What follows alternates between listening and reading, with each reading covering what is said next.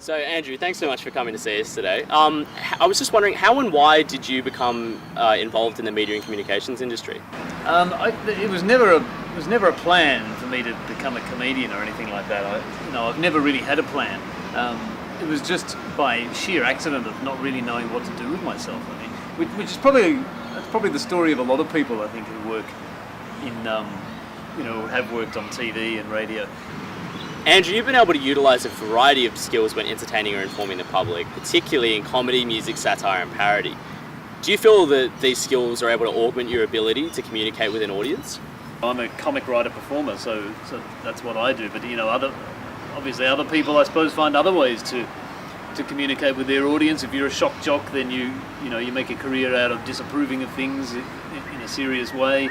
If you're an actor, you do it by playing a character. I mean, but my thing is to try and be amusing or at least entertaining. How successfully I've done that, I'm never sure, and I never feel like I really know what I'm doing, and I'm always learning new stuff every day. Sometimes I feel I'm getting worse rather than better. Other times I feel I'm getting better.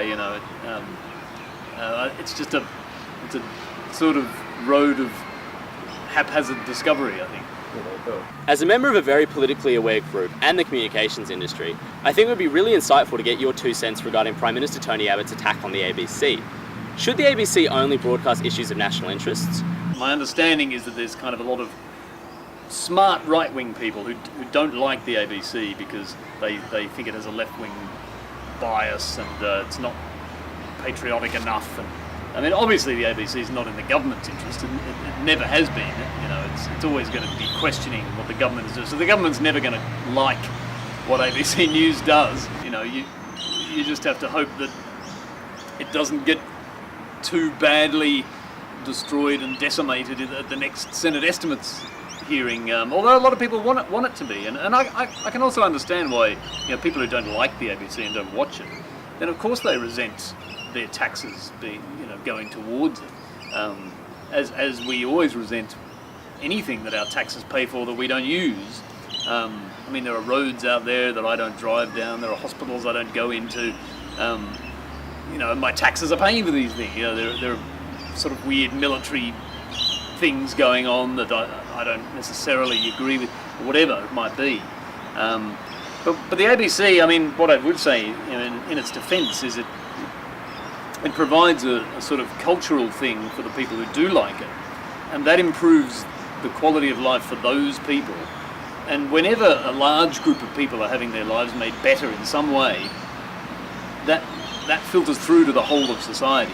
If we live in a society where people you meet down the street are having a good life, then your life is better.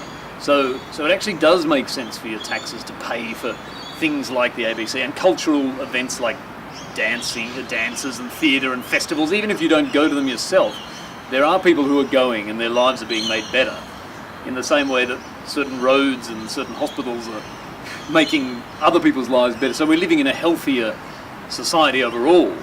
And I think if you destroy the ABC or you weaken the ABC, then you're just going to make a large number of people's lives just that little bit more shithouse, and that's going to make everyone's life just that little bit more shithouse. And so I'm hoping Tony Abbott won't do that. So obviously, Andrew, like any industry, but the media in particular, it's an industry that's very dynamic. What changes have you observed, if any at all, over the course of your career? It's online. There's been a big change, and a big change is just people losing interest in television. I mean, television's always been a weird medium for me. I've never been that interested in TV myself, and I'm pretty nerdy, so I've always been kind of more interested in reading or playing video games, and especially the massive increase in the popularity of video games and online entertainment. It's really changed things for everybody now, and there are now celebrities who just make YouTube videos. There are people who've generated huge followings without ever being commissioned to make a TV show, and that's quite surprising and alarming for people who run TV networks, I think.